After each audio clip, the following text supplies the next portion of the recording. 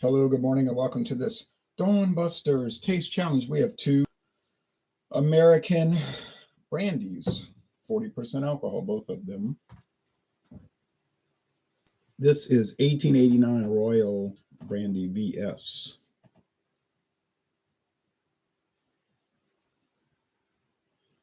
It's got the initials on the neck, RB, Royal Brandy. Okay, if it'll focus, I'll be happy.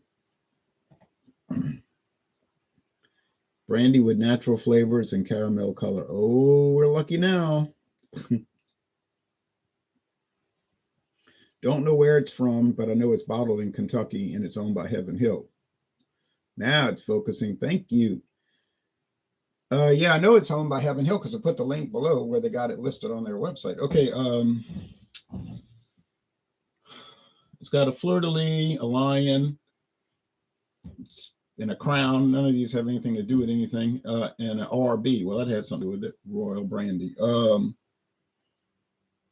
VS, that's a grade of brandy that's typically 2 to 4 years old. And I paid $17.99 for this bottle, so it's probably more like 2 years old than 4, okay? I think we can pretty much go with that. Here is Delacore. What does that mean? From the heart? Delacore. There's also a crown. It's not from a kingdom. It's bottled in Missouri. Napoleon Brandy. It's another term for V.S.O.P, very smooth old pale.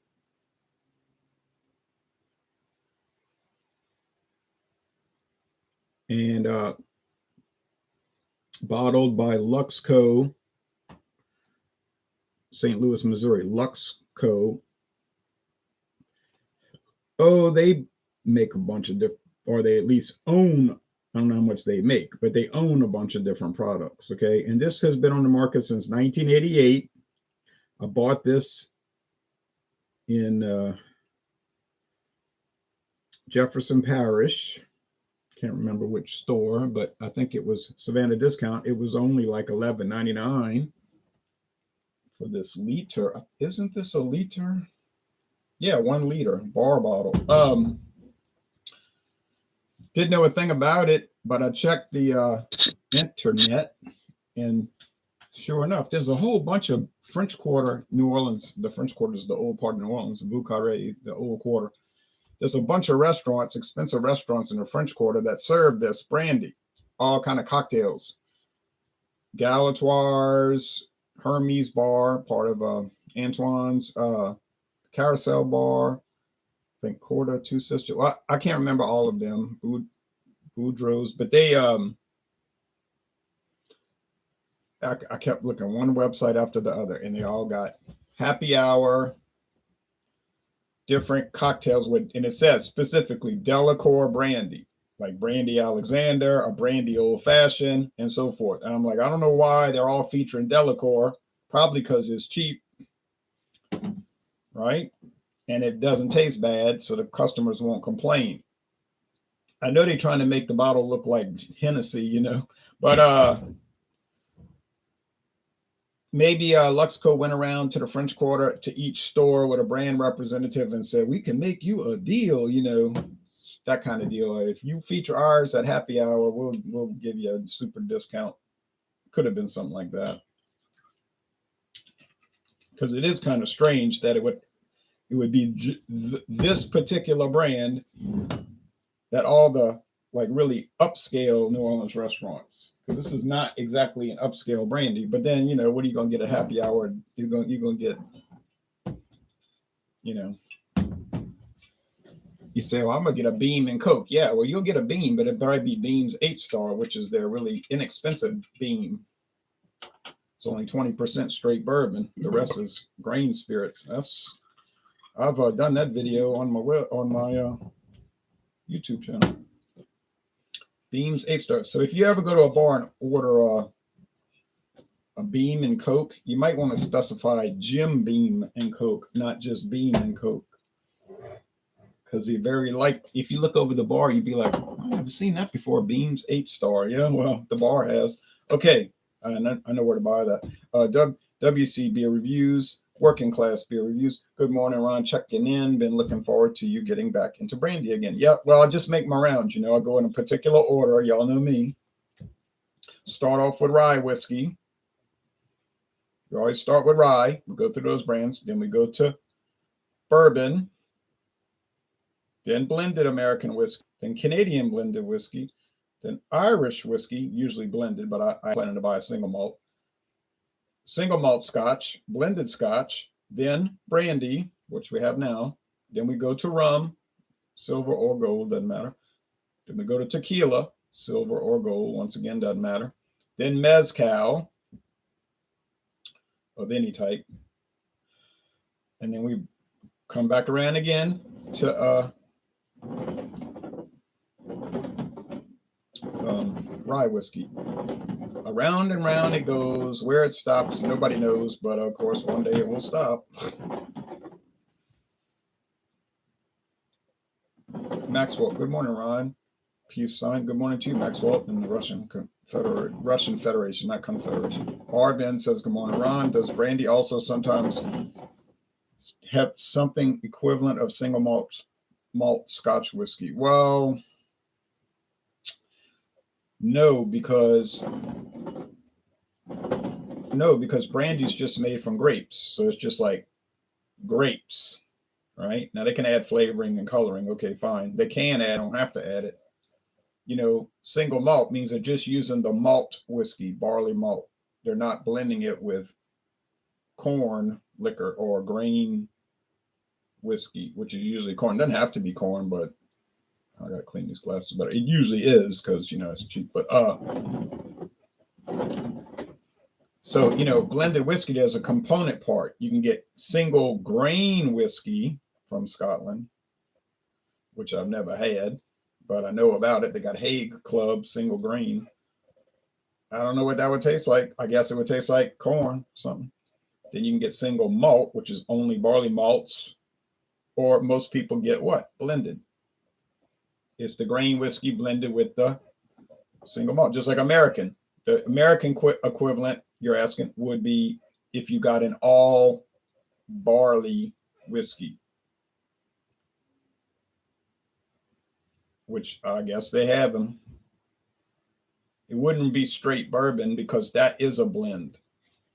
Usually, it doesn't have to be, but it usually is a blend of at least 51% corn. Then they have malt whiskey, rye, wheat, and so forth. So, yeah, it's a good question. That's actually a very good question. Now, what about rum? See, it's the same problem because it's just sugar byproducts, syrup and molasses. So it wouldn't really make sense. Now with tequila, it would, because it would be pure 100% blue agave. That would be the equivalent, 100% blue agave. Because most tequila that people buy is the mixto, which is like blended whiskey. It's 51%, 51% agave, but it can be up to 49% filler, which could be like sugarcane distillate, sort of like a sugarcane vodka type of thing, situation, extrapolation and manifestation. You understand? So yeah, that's a very good point. But with brandy, yeah, you're really just dealing with grapes. Or if it's apple brandy, well, of course, you're dealing with apples and so forth. Okay. The V.S.O.P here would be aged 4 to 6 years. That's not a law. It's not a law. Not a law. It's just a convention that these companies follow. The law, if you read the regulation for brandy, there's no age requirement at all. It just says has to be aged non-specific period of time in oak. Whether you want to have it charred with charcoal like a bourbon or uncharred or whatever you want to do, that's up to you. It doesn't specify. All right. So the regulations for brandy are quite loose.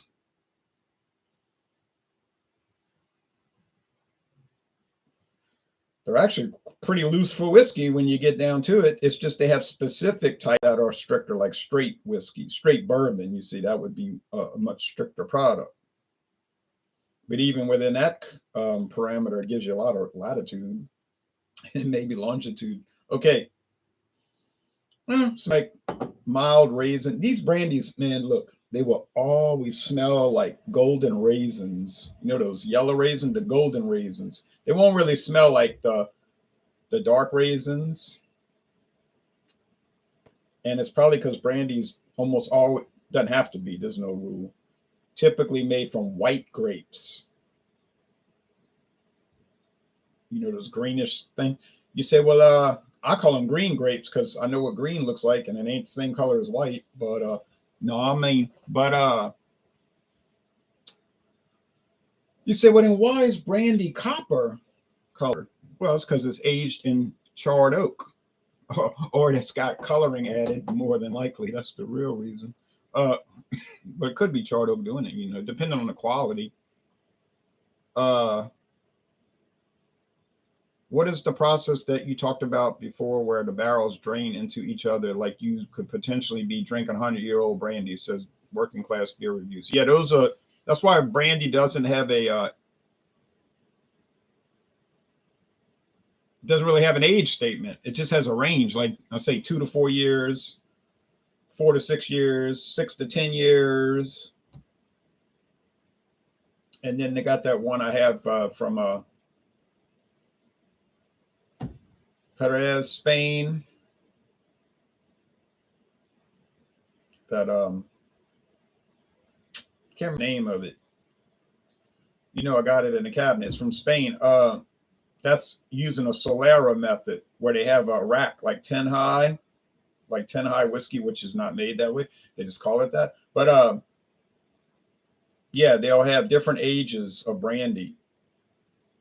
And like you said, it could be 100. The barrel at below, the barrel at the bottom could have been first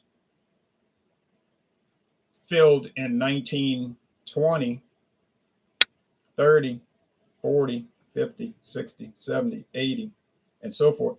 And what they'll do is every few months, they'll take the top barrel, dump some in the barrel number 9, and they'll take number 9 and dump it in 8, 8 into 7, 7 into 6. And so they'll drain barrel number 1 into the, well, you know, to make to bottle into whatever container they use for bottling. So yeah, you're right. Potentially, theoretically, it could be 100-year-old brandy in the mix. That's right. Now, do American companies use the Solera method? Oh, guess some do. I bet you these two don't. That's why they're $17.99 and $11.99. But they smell all right. This one smells stronger of grape skins. It's just like, whoa. And you smell that with wine. You know, you've had wine probably, and it has that tannic, that skin, that grape skin, almost like a bitter sensation, feeling. Brandy is so good. You're just about to go to work. No, I wouldn't do this if I'm about to go to work. You just woke up and need a drink. I hope you're drinking coffee. Okay, invasion. Okay, so yeah.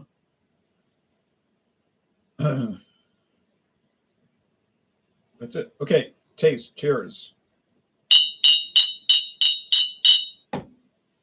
I think this is the 1889 because I get the feeling they're using vanilla as the natural flavor, but it smells like that a little bit, but I can't be sure. They're not going to tell you.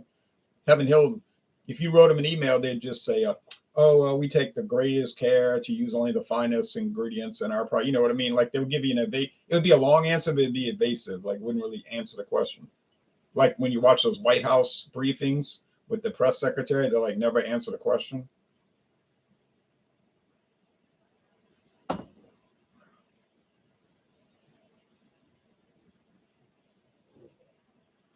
Yeah. It tastes like vanilla. I'm not against vanilla. If you don't like vanilla, I would avoid this at all costs. But I mean, it literally tastes like a vanilla candy. And I find that most whiskeys and brandies taste like sugar water. So that's no shock to me. That doesn't upset my sensibilities. Naturally, rum would. But yeah. So now you're taking sugar water flavor, like the white grape, the yellow grapes, golden raisins, Now you're taking vanilla and you're putting it in there to probably mask harshness. I would say, what would be the reason otherwise? I mean, it's going to cost the company extra money to add vanilla, so there has to be a reasoning behind it. I'd like them to make a stripped down version, 1889 brandy unplugged, but don't look for that to happen. Does it taste good? Well, it's good, I guess. It depends on what you think about vanilla flavoring. If you like it, good. If you hate it, you're gonna hate it. I guess I just soon taste brandy, but I said it was a B. Maybe it's a B minus. I mean, you got to think about these things. I don't get pinned down on it. People will sometimes write comments like, well, in 2013 you said that beer had a pineapple flavor. You're not saying that now. I said, I know, it was 10 years ago. Either they could have changed the recipe or I didn't understand the beer properly. I only had it once.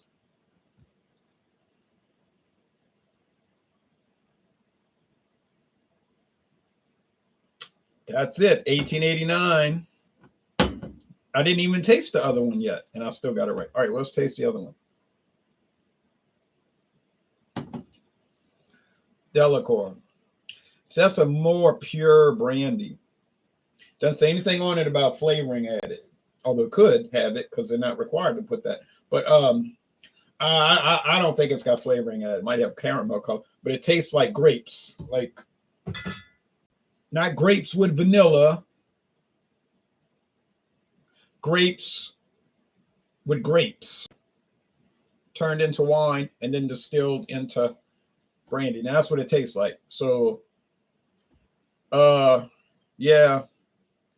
If you want to buy an inexpensive brandy, I would go with the Delacore. Tell you the truth, get the Delacore if you can find it. Neither one of these are sold in my town, but I'm not in a big town. I'm not in a big place, so we don't get a huge selection. But yeah, it's clear cut. There's no, it's not really close. So Delacore is the clear and present winner.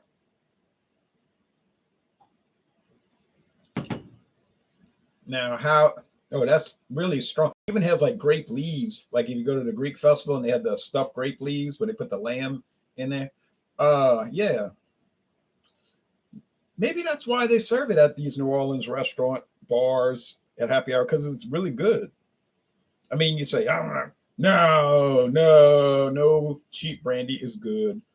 You're dumb. You're so dumb. Well, tastes good to me, so I'm only tasting for me. I can't taste for you. You got to taste for you. You taste for you. I'll taste for me. We may agree. We may not agree.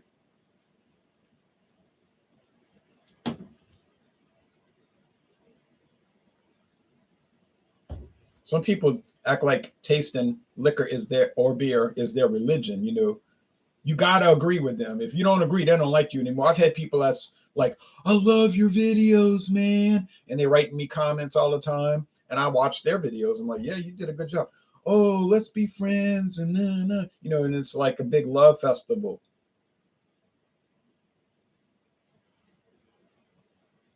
But then if you don't agree with them on beer and stuff, then they won't get hostile. It's like now I'm part of Crosby, Stills, Nash and Young. And it's like, you're too heavy, man. I got to get out of this scene.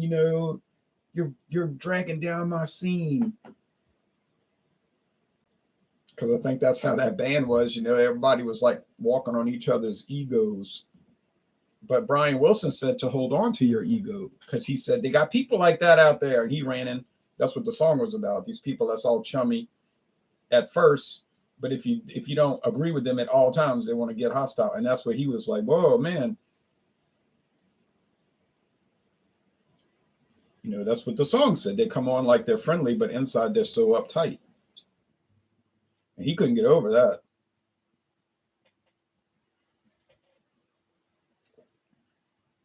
But some people are uptight. What can you do? Yeah, I guess if I get this like obsession to taste a lot of vanilla, and I would never get that obsession, Well, I can't say. Maybe I'll go mad. But yeah, I wouldn't drink the 1889, you know. I wouldn't buy it. I mean, I got a huge jug, but I wouldn't mess with it, you know. Now I've got this Hervey coming up. You say Hervey? What kind of name is that for brandy? Hervey. That's what it's called. Hervey. It's a French word. It means Harvey. That's the French version of Harvey. A brandy called Harvey. Is that crazy or what? But the word Hervé is a French word. It means battle ready. Battle ready, like you're ready to go to war or fight now. Now. So if you know a guy named Harvey, that's where his name comes from. You see, just like my name means good at tasting stuff. Ronald's from the Celtic um, Ron, taster, ald of expertise. I believe that's what that word means, and it's so apt, you know. But but as a comic, in all seriousness, I think the Herbie will be more comparable to the 1889 because Herbie's kind of played around with by Sazerac. I think they added flavor into it. Well, they do add flavor, and it says it on the label. What am I talking about? But it didn't go as heavy-handed on the vanilla. Sazerac said, you know, it's like Sazerac said, let's add a little bit of vanilla. And then Heaven Hill, they said, let's go crazy and add a lot of vanilla. And it shows. It really does. Really does. Okay. And that's the end of that. Comments. Do the owners of Brandy have tours? Yeah, I think some of them do. I do. Yeah, I know Hennessy does. Martel in France. Uh, no, I don't know about. I know that Spanish one I was talking about. I can't think of the name. They have tours over there. The United States. I, I don't know because see, like Paul Masson is made by Sazerac. They bought the brand. They already were making it anyway, or at least aging it. But I called the headquarters of them, Taylor Wine Company. I think that's who does it in New York. You know, grows the grapes and everything, makes the wine, which they turn into brandy. And I was asking them. I said, "Well, do y'all give tours? Because I'm coming up to that area this year." "Oh no, we don't give tours." I said, "Oh, okay." So yeah, you just have to check around. You could write them an email. I'd like to go see that too. You know, your palate can change a lot over the course of 10 years, says Working Class. I agree. They do that because they want validation for the beer or liquor they're drinking. They don't want to feel like they're the only one drinking it, laughing out loud. They want something. I don't know what they want, but they get hostile when I don't give it to them, you know. So they will get mad if people don't drink it with them, laughing out loud. I have a feeling I don't know what it is. It's like some illness. Like people do not have to agree with everything you say. I don't require that. What was the brandy that Napoleon liked to drink? I think it was Courvoisier. Courvoisier. He gave it to his troops. Didn't work. They still lost. He should have given them potato vodka like the Russians were drinking. I don't know. All right. Thanks, everybody. So the winner, once again, Delacore. Buy it. Try it. You're probably going to like it. And tomorrow, I'll be planning to be back tomorrow for another Brandy Taste Challenge.